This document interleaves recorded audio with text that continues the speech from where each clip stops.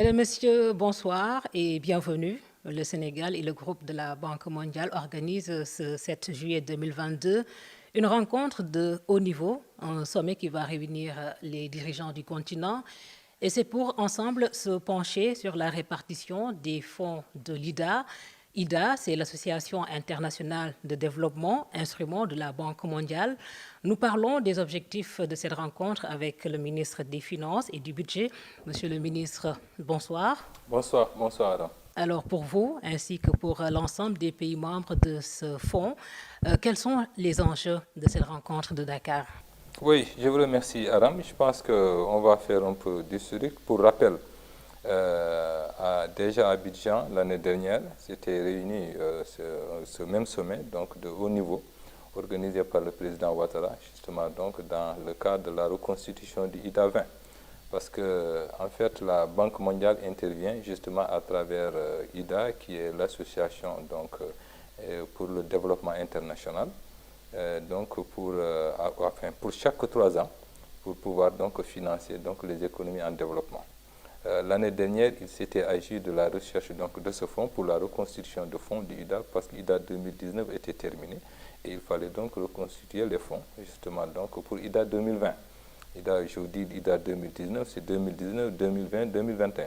Maintenant, IDA 2022, on l'appelle, mais c'est pour une période de 3 ans, de 2022 jusqu'en 2024.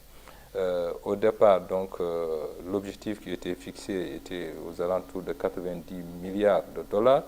En définitive, l'on s'est retrouvé à 93 milliards de dollars, pendant que IDA 19 était à 82 milliards de dollars.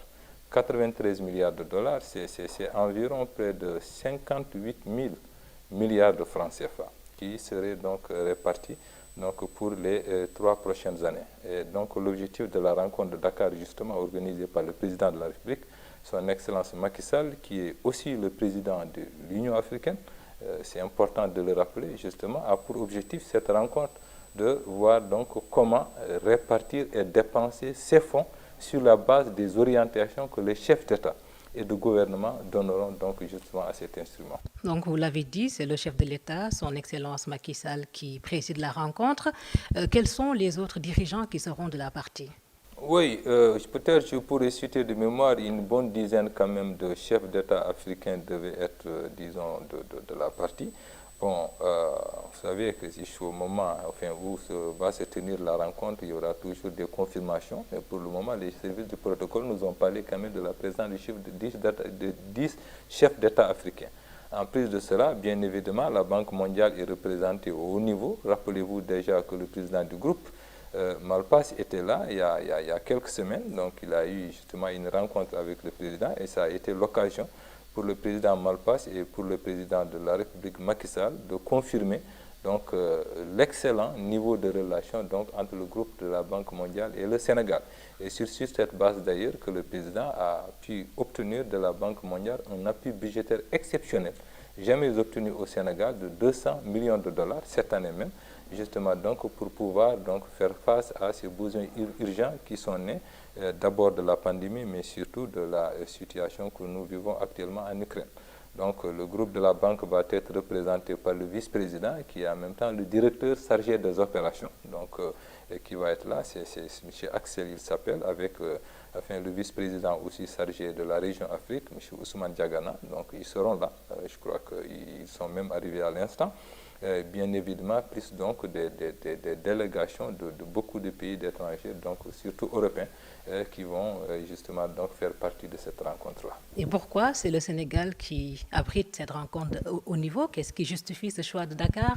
Je crois savoir quand même qu'il y a 2 éléments qui pourraient aisément justifier cela. D'abord, disons, c'est la position disons, extrêmement importante du Sénégal sur l'échiquier aujourd'hui politique africain. Il faut le rappeler, le président de la République, c'est quand même le président de l'Union africaine, donc il est la porte-voix de l'Afrique.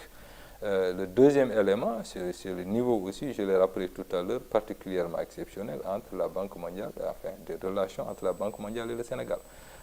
Là, je crois que par 2 fois, vous vous souvenez, les institutions de Bretton Woods de façon générale, la Banque mondiale comme le Fonds monétaire, n'ont cessé, à partir, par leurs dirigeants, donc les plus haut placés, donc, de venir au pays, justement d'abord pour magnifier donc, cette excellente relation entre le Sénégal et globalement donc, ces institutions, mais surtout aussi magnifier quand même la bonne tenue des finances publiques du Sénégal, mais surtout féliciter le président de la République par rapport à la vision, disons quand même qu'il a de la politique économique, mais surtout s'inspirer, je peux le dire avec beaucoup de fierté d'ailleurs, quand même de notre plan Sénégal émergent. Rappelons-le que déjà c'est aux Nations Unies qu'il a été adopté. Disons, après nous, que nous avons eu depuis presque 2012 à parler de la couverture donc maladie universelle, donc l'international, notamment l'ONU, s'est approprié du terme en parlant de couverture sanitaire universelle. C'est un exemple du Sénégal. L'autre élément important, ce sont les bourses de sécurité familiale à partir des cash transferts qui aujourd'hui ont fini de faire tache d'huile un peu partout dans les pays du monde de façon générale. Et justement, ça a été l'occasion, la dernière fois avec nos partenaires, de s'inspirer de ce qui est en train de se faire au Sénégal. Et si vous voyez, je crois qu'il y a d'ailleurs une interview donc, du directeur chargé des opérations de l'Afrique du Fonds monétaire aussi, donc M. Abbé, qui a fait une belle sortie en magnifiant justement cette politique sociale du Sénégal que le président de la République est en train de mettre en place. Vous avez avancé tout à l'heure les montants déjà constitués, plus de 90 milliards de dollars, et c'est à répartir entre combien de pays? Bon, globalement, bon, il a quand même composé de 146 pays. C'est vrai que pour l'Afrique subsaharienne, c'est à peu près 40-45. Voilà, bon, le Sénégal, je peux le rappeler tout à fait au début, c'est vrai qu'on est parti de très loin, il faut aussi le rappeler. IDA, en 66, c'était moins de 1 milliard. Aujourd'hui, nous sommes à 93 milliards de dollars. Le Sénégal, déjà en 2019, le portefeuille avec la Banque mondiale tournait autour de 400 millions de dollars. C'était à peu près ça. Bon, ce sont ces dernières années, et d'ailleurs, lors de la dernière signature dans le cadre de l'appui budgétaire exceptionnel, le directeur des opérations de la banque l'a rappelé, le Sénégal, depuis 2 ans, quand même, a un niveau de portefeuille important avec la Banque mondiale qui tournerait aux alentours de 1 milliard de dollars. Ça veut dire que globalement, si tout se passe bien, le Sénégal devrait pouvoir quand même prendre sur ce fonds au moins donc 3 milliards de dollars, sans compter bien évidemment ces projets régionaux aussi qui devront impacter positivement les finances publiques du Sénégal et son développement économique.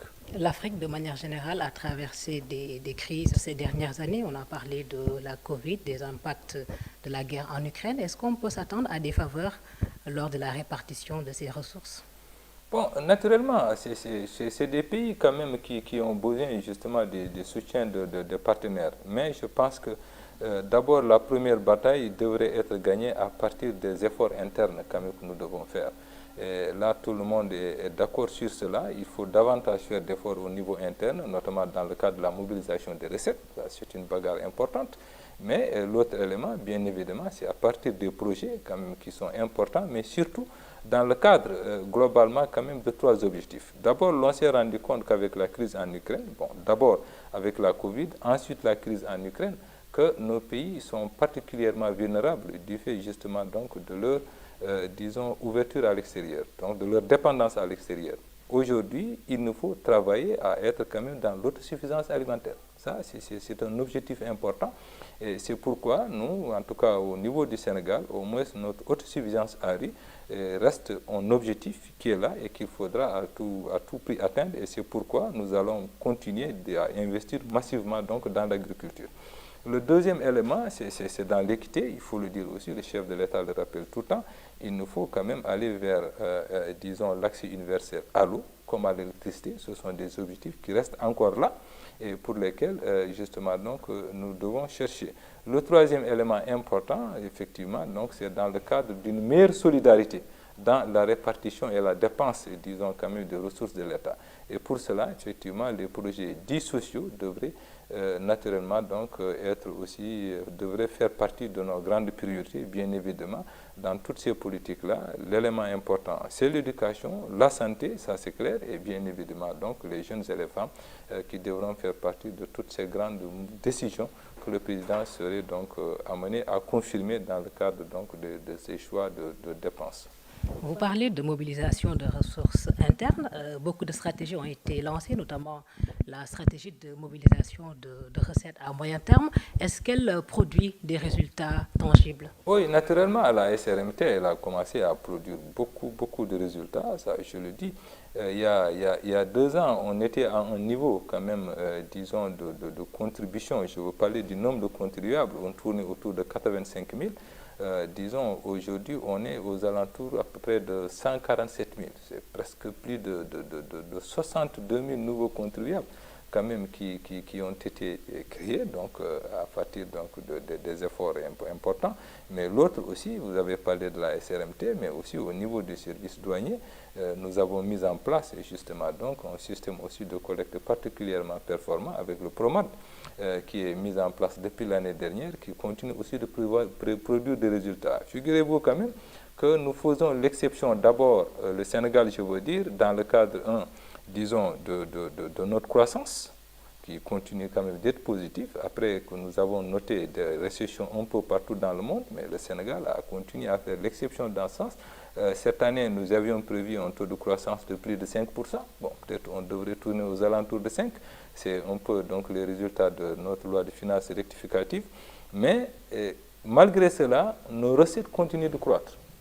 Ça veut dire que fondamentalement, c'est vrai que la crise, elle est là, elle impacte l'économie, mais de l'autre côté, des efforts de mobilisation de recettes sont quand même faits et qui font qu'on continue d'avoir des recettes, et même en glissement annuel, je veux dire, comparer nos recettes de la même période de l'année dernière, ils se retrouvent à peu près à plus de 12%. Donc, en glissement annuel. C'est-à-dire que c'est des performances quand même à saluer. Naturellement, il n'y a pas eu d'augmentation du niveau de taxes, il n'y a pas eu de nouvelle loi qui fait que la surcharge, disons, est assez importante. Simplement, c'est parce que il y a eu justement des efforts de mobilisation et une meilleure organisation donc des services, surtout dans le cadre de la digitalisation de nos procédures, qui fait justement donc que l'État aujourd'hui continue d'être performant à ce niveau-là. On parle d'un budget qui va dépasser pour la première fois la barre des 6 000 milliards en 2023. C'est vrai qu'on fait très vite de penser que nous allons y intégrer les revenus du pétrole et du gaz, bien évidemment, mais nous rappelons quand même que pour l'année prochaine, en 2023, même s'il est prévu donc les premières sorties donc, de barils de pétrole et des mètres cubes de gaz, mais c'est vers la fin de l'année, donc à partir du 2e semestre de l'année prochaine. Donc je pense qu'objectivement, nous ne pouvons pas mettre de façon claire des projections de recettes à ce niveau. Et c'est pourquoi nous avons continué toujours à faire comme si on n'avait pas de pétrole et du gaz, et donc à faire dans la diversification de l'économie, mais surtout à continuer à faire nos efforts de mobilisation de recettes pour continuer justement de grandir. Et c'est pourquoi nous allons passer à partir de la loi de finances rectificative à plus de 5 557 milliards. Globalement 5 556,7 exactement, donc à plus de 6 000 milliards. Donc pour l'année 2023, et je crois qu'à partir d'octobre, Inch'Allah, nous devrons présenter la loi de finances initiale pour l'année 2023 à l'Assemblée nationale. Mais globalement, il faut le mettre au crédit simplement quand même d'une meilleure mobilisation donc, de recettes intérieures. Reparlons de la rencontre de jeudi, la rencontre de l'Association internationale de développement. Les ressources de cette association sont collectées auprès de qui? Oui, à partir de nos partenaires, ce sont les pays développés, justement, donc, qui pour l'essentiel, donc, font des participations et des cotisations pour appuyer, effectivement, donc, cet instrument. Parce que le groupe La Banque mondiale, quand même, je rappelle, a beaucoup d'instruments d'intervention. C'est vrai que le plus important, c'est IDA, c'est l'Association pour le développement international. Nous avons aussi la Société financière internationale, qui est d'ailleurs dirigée par notre compatriote, Makhtar Diop, donc, qui intervient surtout dans le cadre du secteur privé. Nous avons aussi un fonds de garantie qui appuie les États dans le cadre des levées de fonds, surtout au niveau international, pour ce qui concerne des devises justement qui ne sont pas en parité fixe avec le CFA. Mais globalement, IDA, c'est la résultante de cotisations et de participation donc, de nos partenaires à l'extérieur, donc, pour ce montant-là, qui devrait bien sûr donc, servir à aider les pays donc, en développement dans le cadre de leur politique, disons, de développement. Et quelles sont les conditions d'octroi de ces ressources? Fondamentalement, vous savez, avec la Banque mondiale, généralement, c'est vrai qu'eux déjà, ils ont quand même beaucoup d'experts qui font que très souvent, ils appuient les pays, disons, dans le cadre justement de la coopération technique pour davantage diriger les projets. Mais la nouveauté justement de la rencontre de cette année, c'est justement que ce sont les chefs d'État eux-mêmes qui vont décider des dépenses à prioriser dans le cadre de ce financement. Bon, je crois savoir que naturellement, donc, l'agriculture devra quand même être la partie, c'est sûr, que nous devrons aussi travailler dans le financement et disons des dépenses de santé, des dépenses de l'éducation, parce que quand même c'est l'avenir du pays qui est en jeu, et l'avenir de l'Afrique de façon générale qui est en jeu à partir de ces deux grands chapitres de dépenses, et bien sûr les infrastructures, et le dernier élément, je pense, c'est disons l'accès universel, donc à l'eau et à l'électricité, et le dernier élément, c'est la digitalisation, donc de façon globale au niveau, disons, de nos administrations et de l'économie de façon générale. Mais je pense que les chefs d'État devront peut-être pourraient éventuellement donc aller un peu dans le sens que j'ai indiqué. Globalement, c'est ça la priorité en général. Mais sinon, les rapports quotidiens d'un État avec la Banque mondiale font que nous sommes obligés à chaque fois que nous avons un projet, donc de faire ce qu'on appelle une requête, écrire à la Banque mondiale pour dire que nous souhaitons donc travailler sur tel projet. Et sur cette base, donc, la banque nous répond, on met les équipes en place pour donc étudier le projet. Et si effectivement c'est un projet qui est supportable, effectivement la banque va accompagner les pays concernés dans ce besoin-là. Ceci, c'est ce qu'on appelle à la limite donc les appuis projets. Nous avons les appuis programmes, globalement ce sont les appuis budgétaires aussi, dans le cadre du besoin global, disons, de mobilisation donc des ressources, où la banque appuie globalement un État pour compléter ses besoins financiers pour pouvoir faire face à certaines dépenses. C'est ce qu'on appelle communément les appuis budgétaires. Donc globalement, c'est à ce niveau effectivement que la banque intervient, et je rappelle quand même que nous avons actuellement un niveau de participation particulièrement important, effectivement, donc, avec la Banque mondiale. Est-ce qu'à côté du panel de haut niveau présidé par les chefs d'État, il y aura des discussions techniques pour aider justement à déterminer les postes d'affectation de ces différentes ressources? Oui, bien évidemment, parce que d'abord, il y a deux guichets globalement. Donc, il y a le guichet national, ça c'est chaque pays devra pouvoir présenter des projets dans la limite, bien sûr, aussi de ce qui lui est alloué comme ressources. Effectivement, ce ne sont pas des ressources illimitées. On ne peut pas dire que vous avez 93 milliards. Bon, allez-y, chacun n'a qu'à prendre ce qu'il peut. Non. Chaque pays est bénéficiaire de ses ressources d'abord en fonction de son produit intérieur brut, donc son PIB. L'autre élément, donc ça c'est ce qu'on appelle le guichet national. Mais aussi il y a un guichet, disons quand même régional. Ce sont des projets justement donc, qui sont d'envergure régionale qui peuvent être partagés par plusieurs pays. Donc on verra effectivement des projets d'intégration. Je veux parler par exemple, bon ce pont il est définitivement financé, le pont de Rosso bien évidemment. Si ce n'était pas le cas, par exemple la Banque mondiale aurait pu carrément financer ce projet-là entre le Sénégal et la Mauritanie. Nous sommes aujourd'hui sur aussi un grand corridor, disons, qui va de Dakar jusqu'à Lagos, bien évidemment. Donc la banque pourrait voir comment il pourrait participer à ce niveau. C'est comme des projets d'électrification, donc régional aussi, dans le cadre, bien évidemment, de différentes organisations que nous avons, soit l'OMVS, soit l'OMVG, où effectivement il est noté, disons, des projets d'envergure régionale qui font qu'il y a cette possibilité de financement additionnel en dehors, bien sûr, du guichet national. Donc, c'est à ce niveau-là que les États pourraient intervenir pour avoir quand même le maximum de financement possible. Et IDA est présenté comme une source de financement efficace dans la lutte contre la pauvreté, ce qui nous permet un peu d'évoquer cette question de la pauvreté au Sénégal. On vous a entendu dire qu'elle a baissé, la pauvreté au Sénégal. Elle se mesure comment, cette baisse? Bon, la pauvreté, effectivement, je l'ai rappelé, elle a particulièrement baissé au Sénégal, d'au moins quand même une dizaine de points depuis 2012, ça, il faut le reconnaître.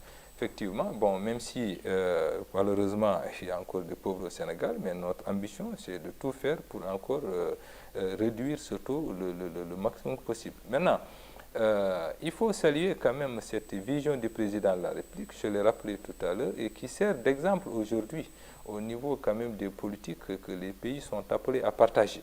Parce que, objectivement, notre politique d'inclusion sociale a fini effectivement de montrer ses preuves, comme je l'ai rappelé tout à l'heure, à travers les 6 marqueurs du président de la République.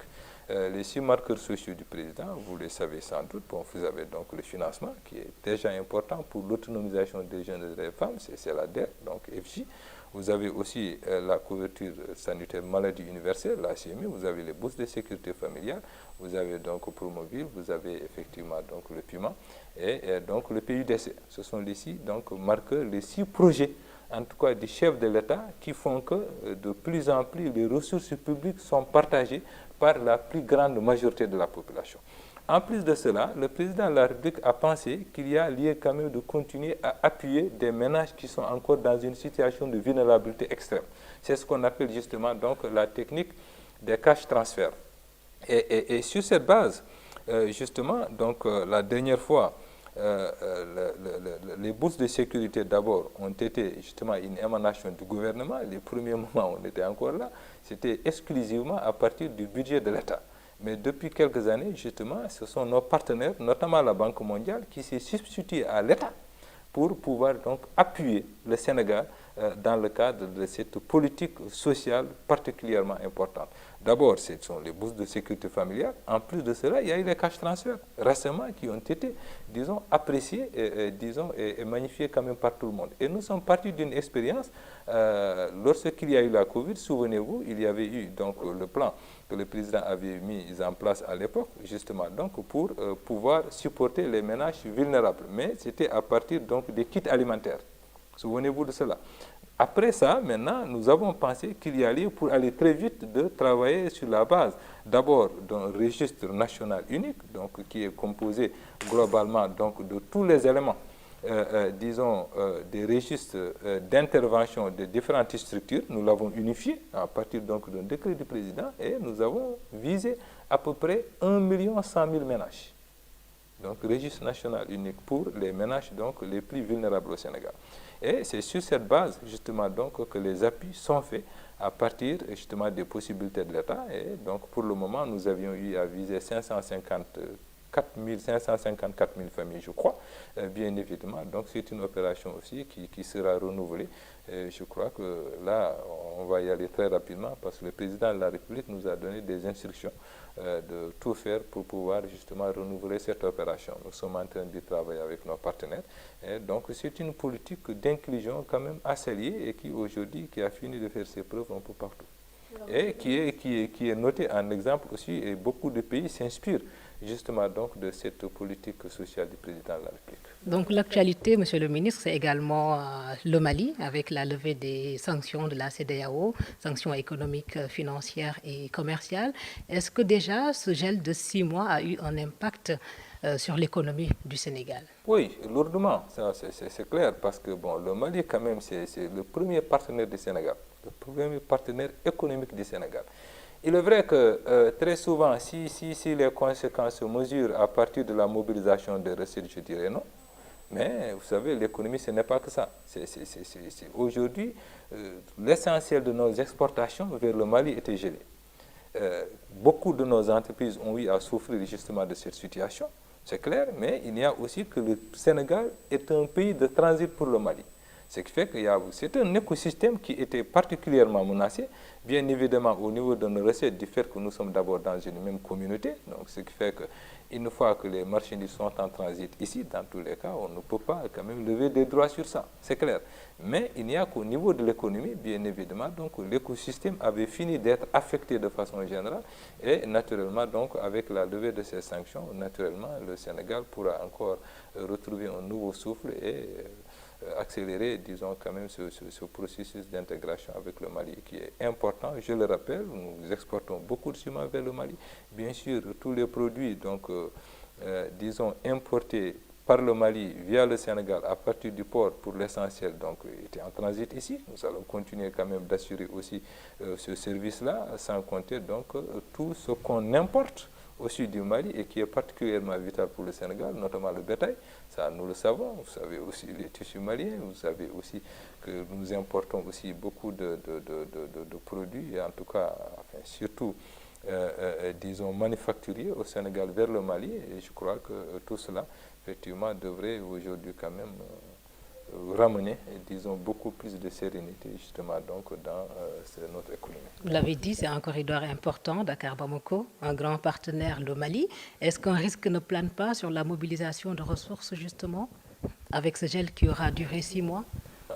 Sur la mobilisation des ressources, non, comme je l'ai dit globalement, bon, parce que pour l'essentiel, le Sénégal était un pays de transit pour le Mali, pour les produits importés. Donc c'est à partir de là que nous pouvions tirer des droits si c'était des produits qui étaient destinés à être consommés au Sénégal. Ce n'est pas le cas, donc du fait que c'est juste un simple transit à partir du port de Dakar vers justement donc, le Mali, donc il n'y avait pas de droit à lever sur ça. Mais bien évidemment, certaines entreprises ont souffert de cette situation qui fera que naturellement, au niveau de leurs résultats en fin d'année, comme au niveau, bien sûr, de certains droits et taxes, notamment la TVA, je veux parler des cimenteries, je veux parler des entreprises de ferraille, je veux parler des entreprises qui font quand même dans les denrées alimentaires, naturellement, il y aura des contre-coups qui seront ressentis. Bon, mais nous pensons que d'ici vers la fin de l'année, tout ça quand même pourrait être rattrapé. Vous savez aussi, en économie, presque tout se tient. C'est-à-dire que le Mali aura besoin de reconstituer quand même ses réserves, ce qui fera qu'il y aura un effet rattrapage, une sorte d'embolie économique en tout cas qui va se ressentir dans nos relations avec ce pays, parce qu'ils auront besoin quand même de reconstituer justement ces réserves qu'ils ont eu à perdre avec justement donc cette situation que nous avons vécue dans le cadre des sanctions, disons, économiques contre ce pays-là. Un dernier mot, Monsieur le ministre, sur la rencontre de jeudi. Je rappelle que le Sénégal accueille une rencontre de haut niveau avec les dirigeants du continent sur la reconstitution, la répartition des fonds de l'IDA. Un dernier mot? Oui, le dernier mot, c'est en tout cas nous féliciter de la rencontre, mais surtout, comme je l'ai dit, de la merveilleuse idée de nos chefs d'État de tout faire pour décider fondamentalement quand même de comment les appuis de nos partenaires pourraient être utilisés dans nos pays. C'est un élément important. Et rappelez-vous que le président, il est constant en fait dans cette démarche. Parce que lorsqu'il a été invité au G7, en tant que président de l'Union africaine, mais surtout aussi en tant que dirigeant, disons, qui a eu quand même à porter la voix de l'Afrique, il n'a de cesse cessé de rappeler que nous devons avoir notre place quand même dans les instances de grandes décisions, dans les grandes instances de décision, notamment au niveau du G20, qui est important. Bon, je ne parle pas des Nations Unies, bien sûr, donc au niveau du Conseil de sécurité, c'est une bataille, je crois, qui est en phase d'être gagnée, mais surtout au niveau du G20, la présence de l'Afrique, quand même, est particulièrement sollicitée à ce niveau, et je crois aussi que le chef de l'État a réussi à gagner cette bataille, il faut s'en féliciter. L'autre élément important, c'est son déplacement. Donc en Russie, qui a fait qu'il y a la levée quand même d'une partie, disons, donc des sanctions qui étaient imposées à ce pays dans le cadre de l'exportation des produits alimentaires vers les pays, surtout africains, parce que nous, quand même, on a souffert de cette situation. On a l'impression que c'est une guerre qui ne nous concerne pas, mais il nous impacte lourdement, surtout au niveau de notre économie. Nous sommes gros importateurs, je parle du Sénégal, donc de blé, d'abord de l'Ukraine, ensuite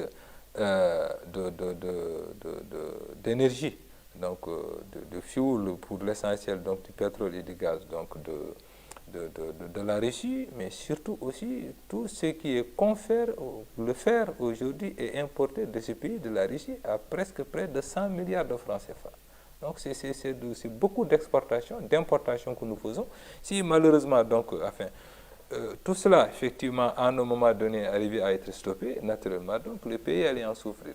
L'autre élément, qui est la conséquence de la guerre de l'Ukraine, c'est justement cette situation de renchérissement généralisé donc, du prix du fait justement donc, de cette réduction, disons, de la production et de l'offre, disons, du gaz et du pétrole de façon générale. Donc, c'est un jeu aussi pour économique hein, d'offre et de demande. Si la demande, effectivement, est faible et l'offre est faible par rapport à la demande, naturellement, les prix vont s'envoler. Et qui avait coïncidé en plus avec un autre phénomène important, le besoin de reconstruction aussi des stocks en Europe après la Covid.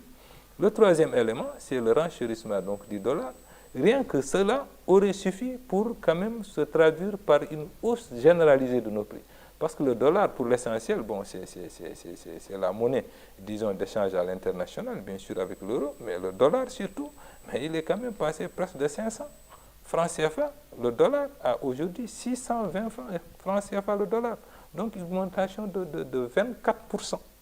Rien que l'augmentation donc du dollar aurait suffi pour avoir un impact réel sur donc nos niveaux de prix. Mais tout cela, le président de la République a demandé justement de tout faire pour continuer quand même de maintenir les niveaux de prix à des niveaux acceptables pour les populations sénégalaises. C'est ce qui s'est traduit naturellement donc par une subvention particulièrement importante, notamment d'abord au niveau des produits de première nécessité. Je veux parler du riz, je veux parler de l'huile, je veux parler donc du blé, bien sûr pour le pain, et effectivement, et donc du sucre. Donc voilà, sucre, riz, huile, blé, voilà, c'est ça. En plus de cela, bien évidemment, donc c'est la facture pétrolière qui est aussi drastiquement montée. En pleine Covid, on tournait autour de 37 $ le baril. Au moment de faire notre loi de finances initiale 2022, on était aux alentours de 75 $ le baril. Aujourd'hui, le baril, il est aux alentours de 110 $. Voyez-vous? Donc, quand on quitte 75 pour aller à 110 $, c'est quand même plus de 35 $, presque la moitié, disons, de l'augmentation qui est constatée à ce niveau. Naturellement, donc, le niveau de subvention est particulièrement important. Et si nous ne faisons rien d'ici la fin de l'année, bien évidemment, donc la subvention devrait tourner autour de 500 milliards de francs CFA que le président aura décidé de mettre donc dans la facture de l'énergie. Globalement, énergie, je veux parler donc de la Sénélec, c'est pour l'électricité, mais bien sûr aussi au niveau du carburant pour pouvoir continuer donc à supporter donc les populations sénégalaises. Le Sénégal pourra tenir avec cette politique de subvention accrue?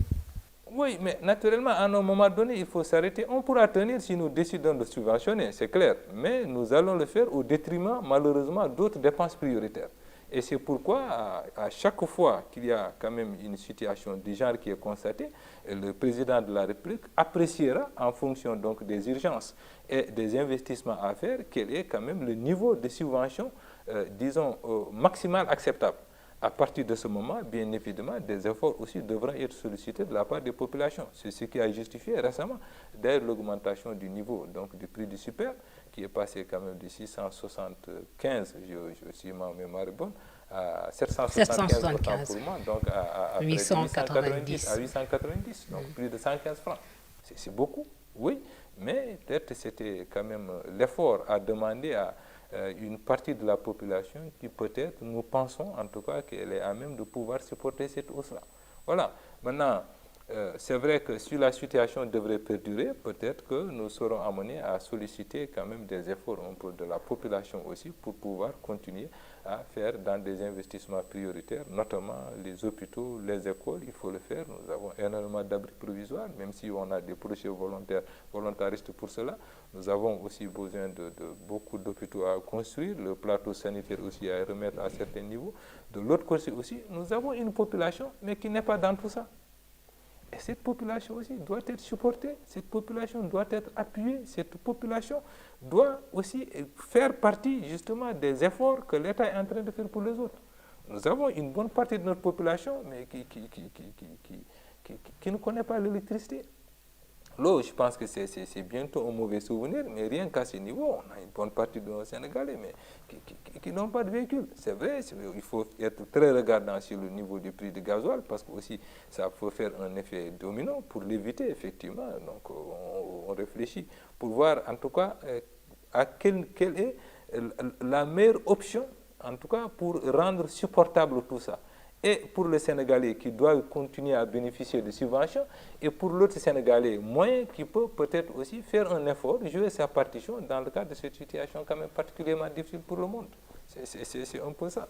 Je vous remercie, Monsieur le ministre. Merci beaucoup. Merci. Mesdames et messieurs, c'était donc l'entretien avec le ministre des Finances et du Budget, Monsieur Abdoulaye Daouda Diallo, pour revenir sur cette rencontre de haut niveau qui se tient jeudi 7 juillet 2022 à Dakar, sous la présidence effective du chef de l'État, son Excellence Macky Sall. Et cette rencontre est à suivre, bien sûr, sur la RTS100. Merci d'avoir suivi cet entretien.